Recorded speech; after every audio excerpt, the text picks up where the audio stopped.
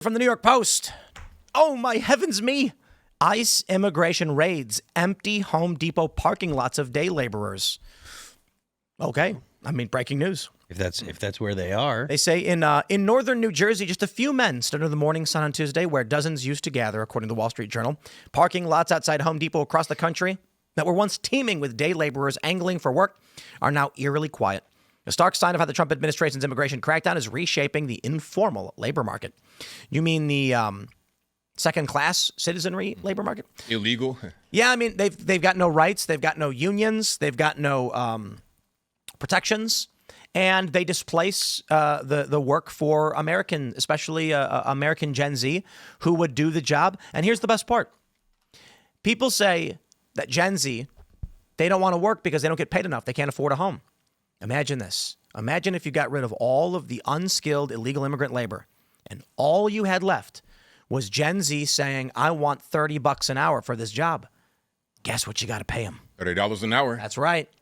And that means this is actually what stops the wealth gap. The ultra wealthy's profit margins go down as they start spreading out what they have to try and cover the cost in the bottom, and it creates a balanced economy. But instead, what we have is illegal immigrants come in endlessly. This is the thing that I think a lot of the libertarian anarcho-capitalists don't get. There is a near infinite supply of cheap labor all over the world that we can't compete with. And so the Democrats bring these people in, and then Gen Z is just sitting in their parents' basement. Exactly. That's the main thing with Gen Z. They're like, okay, what do I do? How do I get into the actual job market? I want to go work at McDonald's. I want to work at Walmart, Home Depot. But the illegal aliens are there. These people are fully grown men with wives and kids. I'm 16 years old. How do I get into the market? And then once I graduate, I have no experience, no skills. What do I do? Yeah. I don't know if parents are put as much emphasis on getting a job for their kids nowadays as they used to. But it's super important just to get a job that gets you acclimated to going to a place and doing what you're told, even when you don't want to, even though it sucks, even though whatever your problem is that day, whatever it is. Once you get acclimated to those kind of things, it makes getting jobs and finding gainful employment easier in the future. And I feel like that kind of like the building blocks kind of thought process isn't really given to kids anymore. Like young people don't get they may not have the opportunity to get those jobs, but they're also not encouraged to get a job when you're 14. Nowadays, you're not even like if you leave the house by yourself at 12, your parents might get arrested. I had my first job when I was 14 years old, you know? So, I mean, they're not even getting their driver's license. Like they're getting their driver's license in lower amounts than every previous generation did. Mm-hmm. I love this story. Apparently, I guess Stephen Miller was upset because the deportations were actually rather limited.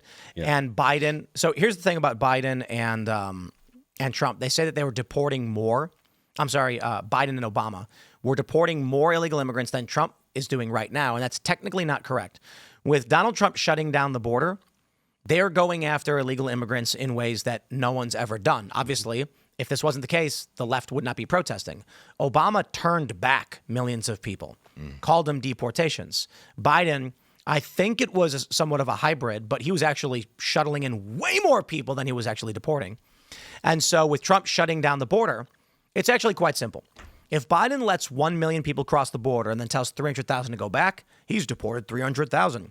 If Trump shuts the border down entirely and then starts going to the interior to deport people, but it's only 10,000, they say, look, he's barely deporting anybody. So Well, apparently, also apparently Stephen Miller didn't like that narrative. So he said, start going to Home Depots. I don't know if that's true. That's what I heard on the news. He said, just go to the Home Depots and grab them. And then apparently that's what they've been doing. And so ICE just rolls up to Home Depot and says, hey, who wants to go home? So does that mean that Trump doesn't count the turnaways at the border now as deportations? There aren't any. Yeah. Nobody's even trying to get in. No, people aren't trying. Yep. The number of people that they're actually trying is down like 95% or something like that. They know it's over, so that route is shut down. Also, they know they can wait it out depending on who wins the next election, which is unfortunately. I don't think that's true. You don't think so? No. I should rephrase that. I think there is a decent it is probable that many of these people think they can wait for another election, but I don't think that there is a guarantee that even if Democrats win, this will be possible, because I think we may get to the point where you see just clashes at the border. So if Trump does lose or I should say the Republicans lose because Trump's not going to run. Right. Although maybe, who knows? Let's say that a Democrat, open borders Democrat, wins. Let's say Democrats win the midterms. Then they win 2028, and now they've got the House. They hold the House for this election, obviously, because if they're going to win the presidency, it's likely going to happen. So they have the House and the presidency. The president then says, Newsom, we are no longer going to discriminate against our undocumented citizens and their families. Open the border. I think it's very possible that Americans go rogue and just say, nah, and they go to the border, and then you get violence. I mean, not that I'm hoping for that, but I definitely don't want to see, any kind of influx of any kind of immigrant at all. Like the idea of shutting down all immigration, I think is perfectly reasonable right now until we can actually start getting significant portions of the illegal immigrants that have come here out of the country. I think if Kamala had actually won, and this is funny, actually, did you guys see the article? There's an article that someone came out, a study shows that she actually won and Trump stole the election. Of course, yeah, I saw that. Now, they're killing us for saying that the election was stolen in 2020, but then they put out stuff for 2024, and it's fine. I think if Kamala Harris would have won, we'd be in some kind of greater destabilization or comparable destabilization, but I think it'd be pretty serious. It's a little early, so we don't know where this LA riot stuff goes, this ICE riot stuff. But I do think that if the Democrats won, it would be, I would just say, unstable right now. I do have a morbid curiosity about what would have happened had Kamala Harris, won. Well, the DOJ would be arresting prominent conservative politicians. Yeah. And their lawyers. Yep. You'd see a lot of tax attacks.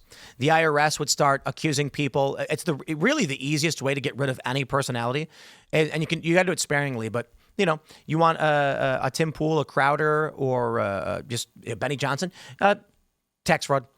Mm-hmm. They just say, hey, you didn't pay taxes, and we're going to accuse you of a crime, and then you just go like, I have an accountant who does all that for me. Oh, so you admit it.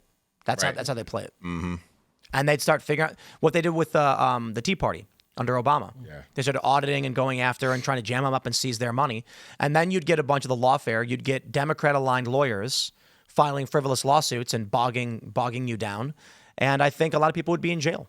I have been reliably told that Barack Obama had no scandals at all. I don't know. Well, he did wear a tan suit. He did wear a tan suit one time. Yeah, and he killed that kid. Yeah, a couple of them actually. That's another one that you have to like, more than a couple. Like killed a lot of kids. You hear, you hear those stories and the people that talk about how there were no scandals in that time period. It's like, no, it's the same thing that goes on now, which is that you just didn't hear about it. Nobody was talking about it.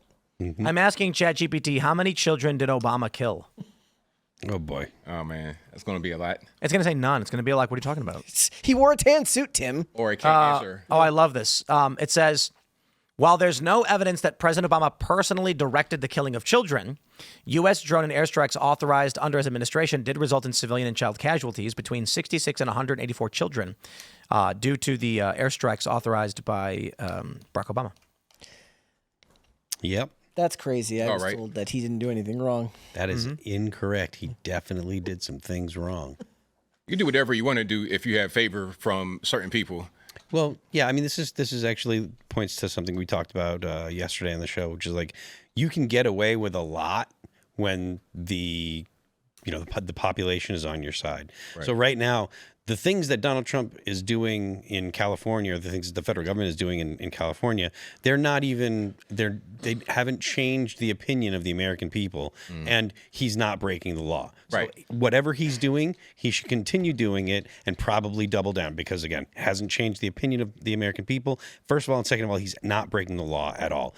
Even if he were to start pushing the law, questionable behavior or whatever, as long as he has the American people on his side, it's fine. There were so long where the American people weren't plugged into what reality was. They were believing what they were being told on the regular news. And 2020 really kind of ripped the mask off, so that way people really kind of saw the things that the government does. But the reason why the Democrats got away with so much stuff for so long is because they had the American people on their side. The American people kind of were still mostly the default Democrat, and that's obviously changed since 2020 and COVID and the Summer 11 stuff. But as long as the people are on your side, you can get away with a lot of stuff, whether it's legal or not. I feel like that's one of the reasons, one of the phenomenons that I've always noticed is that when there's a Republican in office, especially with Trump, that any government failing is his responsibility.